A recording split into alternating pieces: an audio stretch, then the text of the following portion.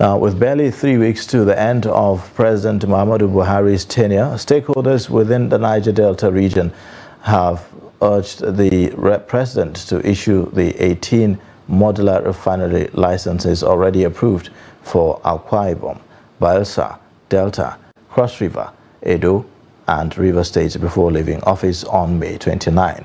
This, they believe, is a way of mitigating organized crimes in Nigeria and the Gulf of Guinea. The report.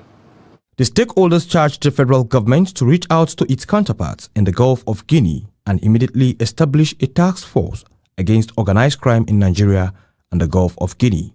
Executive Director of YEAC Nigeria, Fineface Dumnamene, urged the federal government to make real all its promises to the youth and people of the Niger Delta in order to help mitigate organized crimes in the Gulf of Guinea.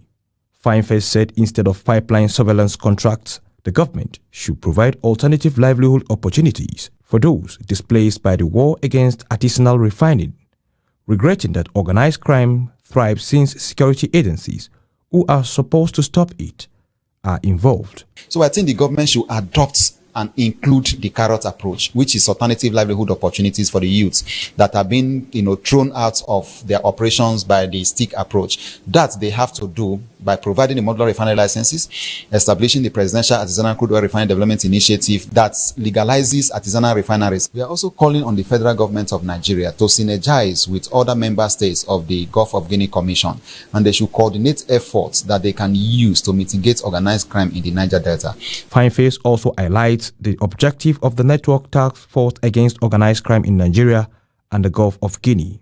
Delivering the keynote address, the head Department of Political and Administrative Studies, University of Port Harcourt, Professor Fidelis Allen, said there was urgent need for the government to commit itself to combating organized crime due to its scale, transitional nature, low resilience of country, vulnerability of innocent people, and the impact it has on the general security and development. The launch of a network on organized crime in Nigeria and the Gulf of Guinea illustrates the importance of expert views and civil society generally in policy making.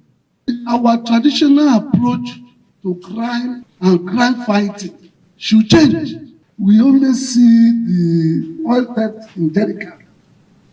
We don't see the one in ship. Why can't we see that one? With the implementation of this, I believe it will really go a very long way to see that this issue of organized crime is brought to the barest minimum. The stakeholders called on the Gulf of Guinea Commission to strengthen its efforts in the coordinating of member states and synergizing with non-state actors, especially under the auspices of Network on Organized Crime in Nigeria and the Gulf of Guinea in the fight against organized crime in the region. Traders in Maiadua International Market in